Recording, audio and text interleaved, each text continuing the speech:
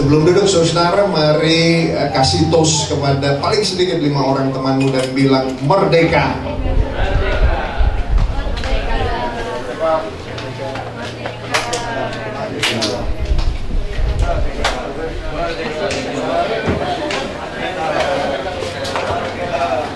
Oke. Bisa ditampilkan slide-nya. Saudara-saudara sekalian yang dikasihi oleh Tuhan, ini khas Indonesia ya. Dan sepanjang hari kemarin saya keliling begitu melihat pesta kemerdekaan dirayakan ya, dari kampung ke kampung ya. Salah satu hal yang kita kehilangan selama masa pandemi ya, dan sekarang kita bisa merayakannya kembali. Nah saudara-saudara sekalian, ada tema yang diberikan, sama-sama kita katakan 1, 2, 3. Aku cinta Indonesia. Boleh sama-sama kita katakan 1, 2, 3. Aku cinta Indonesia. Dan perhatian saya saudara, karena juga momennya ya, lalu kemudian terarah kepada 3 orang ini ya. Saudara menggetarkan begitu apa yang mereka lakukan. 3 orang anak muda saudara, masih relatif muda. Ini relevan dengan kita ya, atau paling tidak dengan saudara-saudara ya. Jadi ada peraih medali emas ya, untuk pertama kali di dalam cabang olahraga angkat besi, Rizky Juniansa. Usianya baru 21 tahun saudara. Lalu yang ada di sebelah kanan saudara itu, sebelah kiri saudara ya, yang ada di sebelah kiri itu namanya Frederick Leonardo, atlet panjat tebing. Usianya baru 27 tahun.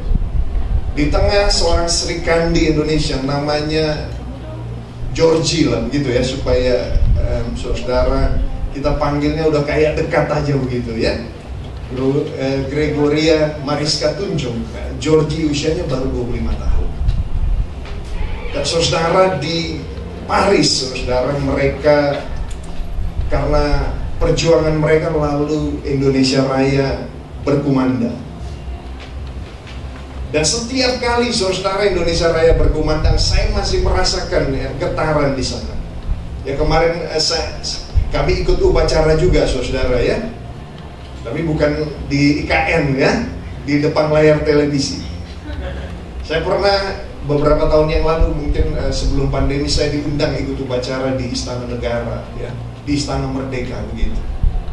Dan saudara, begitu Indonesia Raya dinaikkan, istri saya sudah berdiri dalam sikap sempurna ya, tangan tadi searah dengan jahitan begitu ya.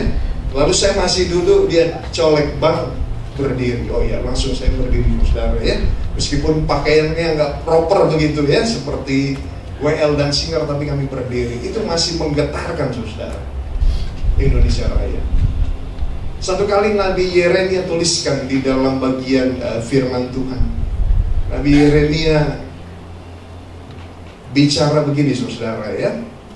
Kita baca sama-sama 1, 2, 3. Yeremia 29 ayat 7. Usahakanlah kesejahteraan kota kemana kamu aku buang, dan berdoalah untuk kota itu kepada Tuhan, sebab kesejahteraannya adalah kesejahteraanmu.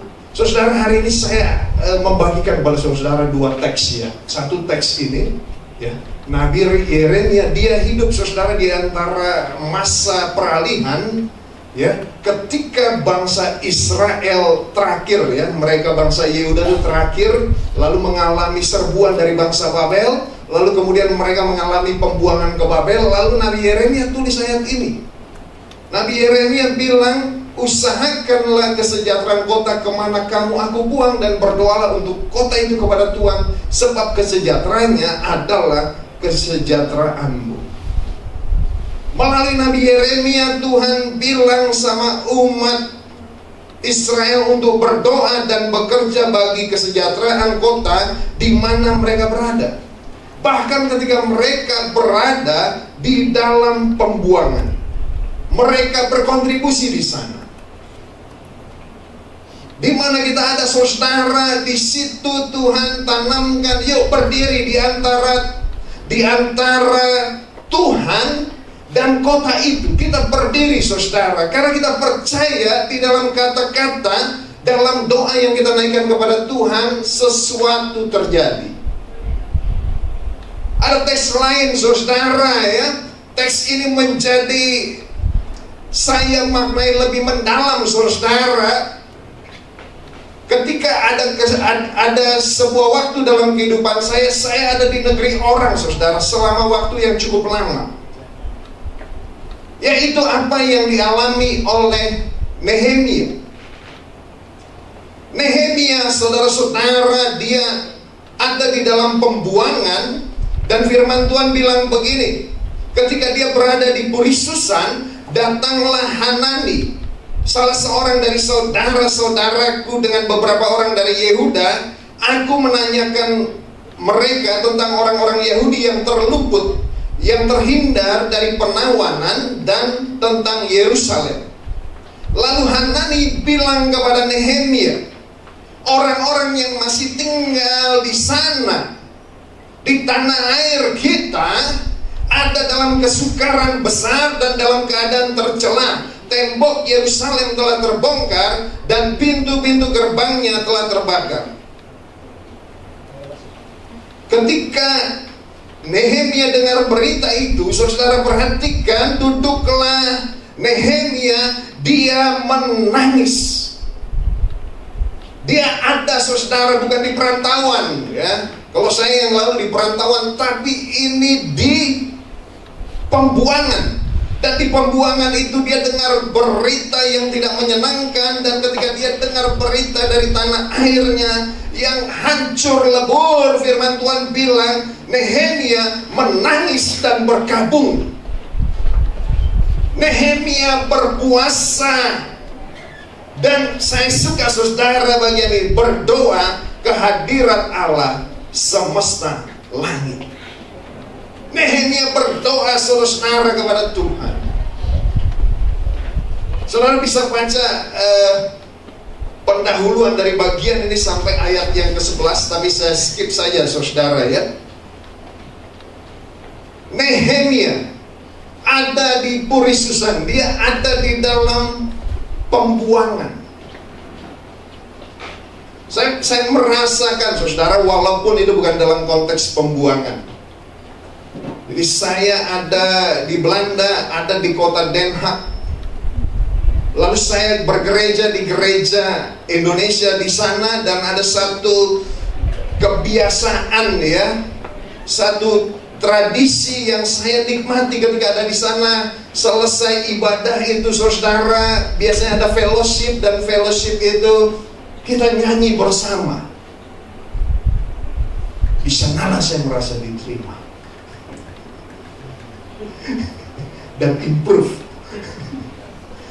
Entah saudara percaya atau tidak, gak apa-apa.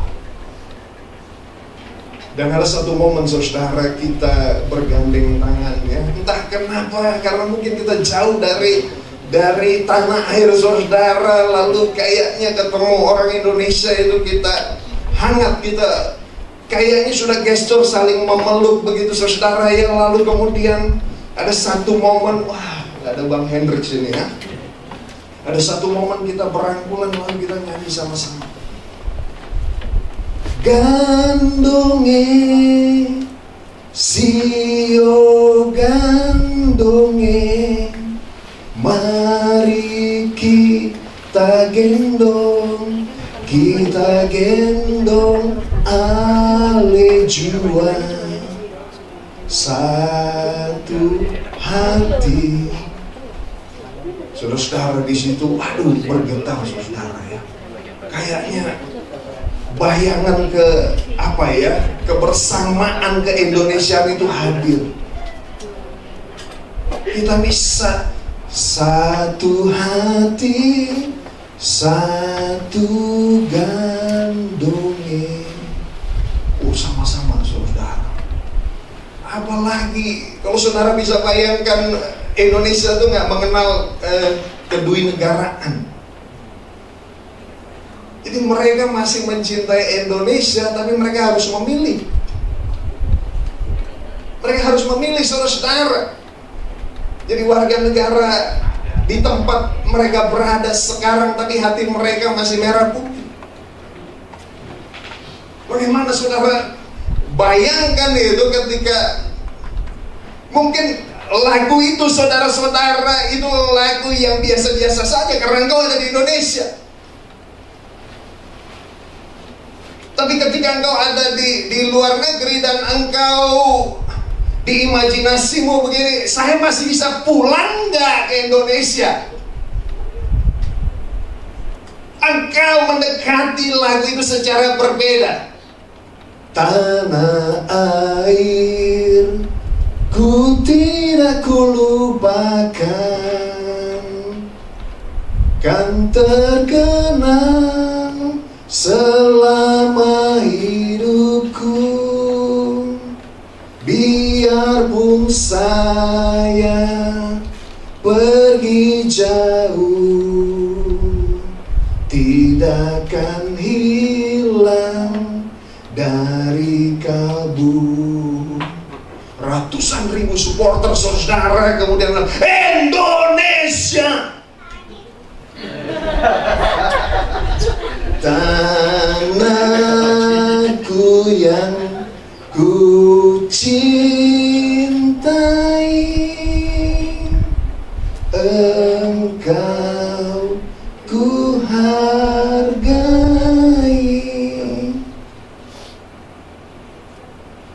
Saya lihat ada teman kita yang sambil itu dia nyanyi begitu dengan getaran yang berbeda, saudara.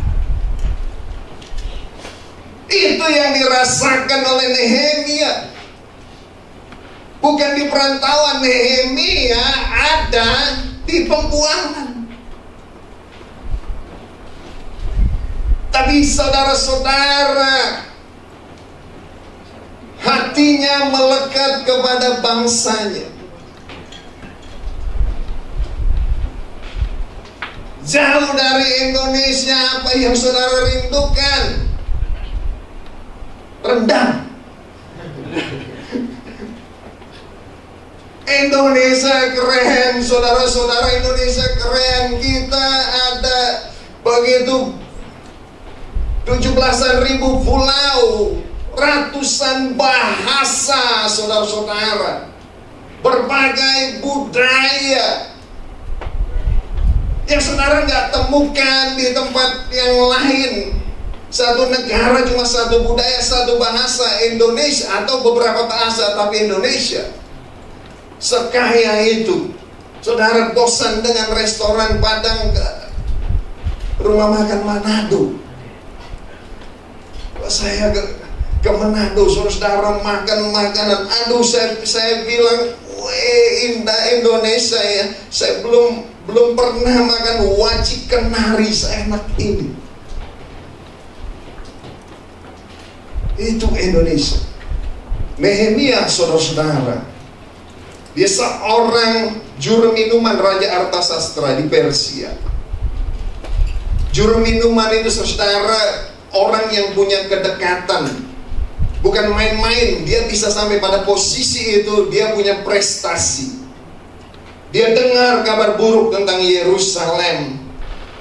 Yerusalem dalam keadaan yang sangat buruk. Temboknya runtuh, saudara. Pintu gerbang terbakar. Lalu kemudian, saudara, cinta itu kemudian menggerakkan dia. Seperti mungkin kita bilang, aku cinta Indonesia. Kita sudah ada dimanapun, saudara. Mungkin ada momen Indonesia memanggil. Itulah kenapa kalau saudara masih bicara soal naturalisasi, tidak naturalisasi, saudara terbelakang. Kenapa? Saudara lihat air mata dari orang-orang muda yang ada di perantauan, dipanggil oleh Indonesia. Mereka nyanyi Indonesia Raya, mereka menangis, saudara. Baru kemarin ya, Indonesia menjuarai AFF usia 19. Ya. Seorang naturalisasi, pemain naturalisasi, kemudian diwawancarai, dia menangis, saudara-saudara. Ketika Indonesia memanggil.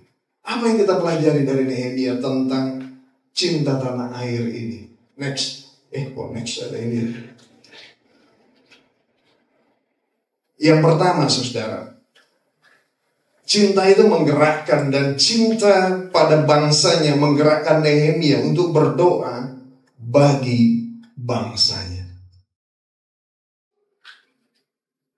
Nehemia berdoa bagi bangsanya. Serius, saudara, berdoanya.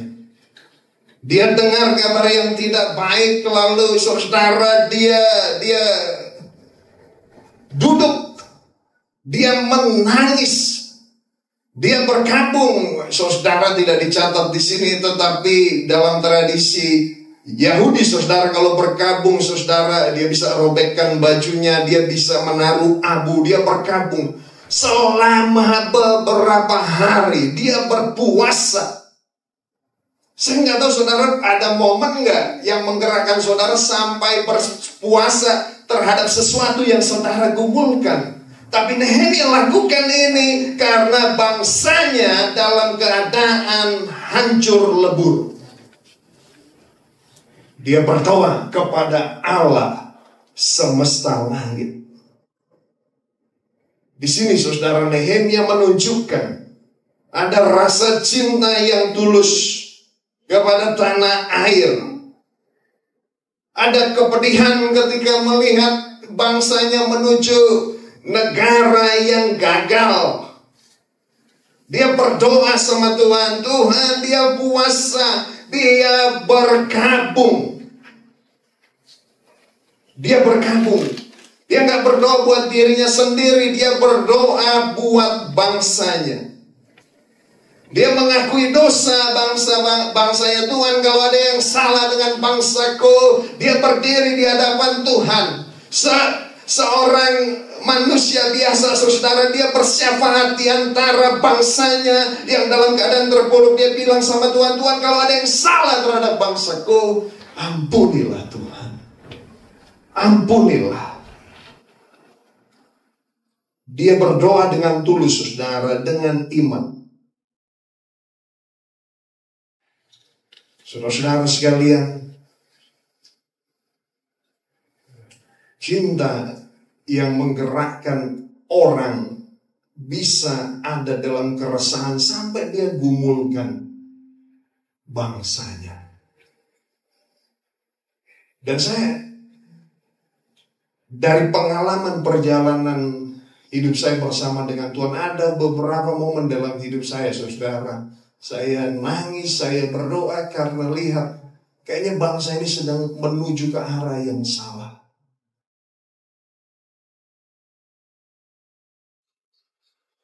Saudara-saudara, oke, kalian pelayanan itu bagus. Itu adalah tanda dari pertumbuhan. Tapi ketika ada hal-hal yang personal menyangkut dirimu bersama dengan Tuhan, dan di sana ada bangsamu, mari berdiri. Mari berdiri, saudara, buat bangsa ini. Mari berdiri buat Indonesia. Yang kedua, saudara-saudara, cinta tanah air itu memotivasi Nehemia untuk bergerak. Nehemia bukan cuma berdoa lalu kemudian dia bergerak, saudara-saudara. Dia bukan cuma nangis, berkabung, berpuasa, dia bergerak. Dia pakai, saudara-saudara, apa yang ada padanya. Siapa dia? Dia juru minuman raja. Dia pertaruhkan dirinya. Dia datang menghadap raja dengan kemungkinan raja nggak menyukai itu. Dia datang sama Raja Artasastra, lalu kemudian saudara-saudara, Nehemia bilang sama raja, dia sediakan minuman anggur kepada raja. Raja lihat, saudara-saudara, mukanya muram, mukanya sedih. Biasanya Nehemia tuh ramah, biasanya Nehemia tuh ceria, lalu hari itu dia sedih. Raja, saudara-saudara yang punya kedekatan dengan Nehemia, dia bilang, kenapa mukamu muram? Kamu kan gak sakit. Kenapa kamu sedih? Bagian ini saudara katakan Nehemia jadi takut. Lalu Nehemia ceritakan, gimana mukaku gak muram, Raja? Tempat pekuburan nenek moyangku telah menjadi reruntuhan dan pintu gerbangnya habis dimakan api. Raja tanya, kamu mau apa? Nehemia bilang begini, Raja, utuslah aku ke Yehuda, ke kota perkuburan nenek moyangku, supaya aku membangunnya kembali. Saudara-saudara, Nehemia melakukan apa yang menjadi bagiannya, tapi perhatikanlah, orang kalau melakukan sesuatu ada motivasinya. Saudara bekerja bisa juga dengan motivasi, ya saya perlu uang untuk pekerjaan saya. Ada keuntungan yang saudara dapatkan, tapi juga ada motivasi yang melampaui dirimu seperti Yeremia ini. Tentu saja saudara-saudara ini digerakkan oleh Tuhan, kita meyakini itu, ada iman kepada bangsanya. Sepertinya bangsanya tidak ada di tempat yang Tuhan maksudkan, tapi rasa cintanya pada bangsanya, dia datang kepada raja, Raja, aku bisa melakukan ini untuk bangsaku. Aku bisa melakukan ini. Dan cinta pada tanah air, cinta pada Indonesia sejatinya mendorong kita mencari cara-cara praktis bagian kita. Apa yang bisa kita lakukan buat bangsa ini? Saya nggak tahu saudara kenal nggak dengan pahlawan yang satu ini.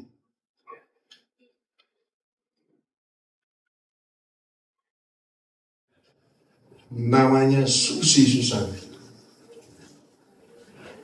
Seorang perempuan usia 21 tahun saudara, pertama kali Olimpiade Barcelona, pertama kali saudara, Indonesia Raya berkumandang karena perjuangan perempuan ini. Namanya Susi Susanti.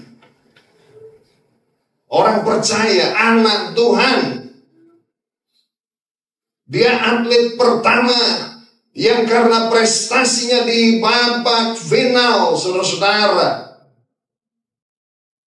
dalam perpanjangan babak, karena babak pertama dia kalah 5-11, saudara-saudara, melawan andalan Korea Selatan, Bang Seo-hyun. Ini bukan orang Batak, saudara, meskipun dipanggil Bang, ya. Bukan Bang Jong, bukan Bang Wilko, ini Bang Seo-hyun.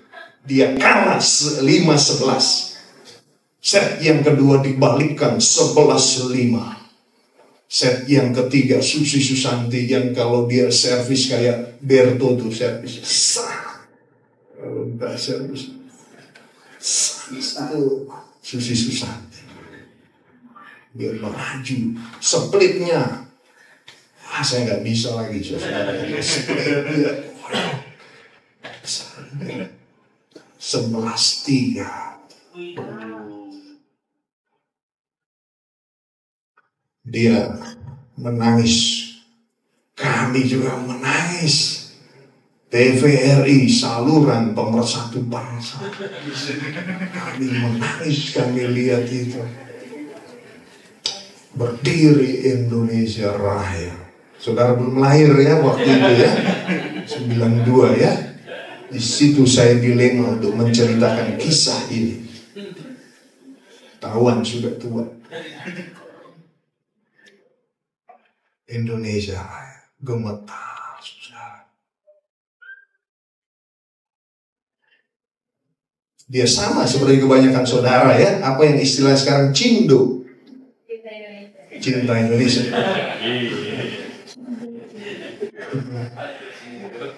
Cindo. Kenapa saya kemudian tergerak untuk membagikan kisah ini? 21 tahun. 4 kali juara All England. Mulai usia 19 tahun Saudara bilang Anseung oke, saudara belum kenal Susi Susanti. 5 kali juara dunia, saudara. Masuk Hall of Fame. Tapi pensiun di usia yang relatif muda. Tapi saudara, sebagai orang Cina Indonesia, Susi Susanti itu mengalami pengalaman pahit. Dia mengalami perlakuan diskriminatif. For your information, pada waktu itu saudara, orang-orang keturunan ya, bilangnya begitu, istilahnya aja nggak enak ya. Itu harus harus mereka membuat SKBRI, surat bukti kewarganegaraan Republik Indonesia, padahal dia sudah juara Olimpiade. Sakit gak? Dia sudah juara Olimpiade, saudara. Emas SKBRI untuk menunjukkan apa ini? Tapi saudara-saudara, sekalipun diskriminasi menghantam Susi Susanti, dia cerita saudara, dia bilang begini. Sebenarnya sebelum Olimpiade 1992, saya mengutip kata-kata langsung dari Susi Susanti. Saya WhatsApp dia tadi malam. Oh enggak, saudara. Tapi ini kata-kata langsung dari Susi Susanti. Dia bilang sebelum Olimpiade 1992, tawaran ke luar negeri banyak dengan jaminan yang besar. Tapi saya merasa saya orang Indonesia. Cinta Indonesia. Keindonesiaan itu dibeli berapapun tidak mungkin saya jual. Saya lahir dan hidup di sini. Masa saya jual keindonesiaan saya dengan uang?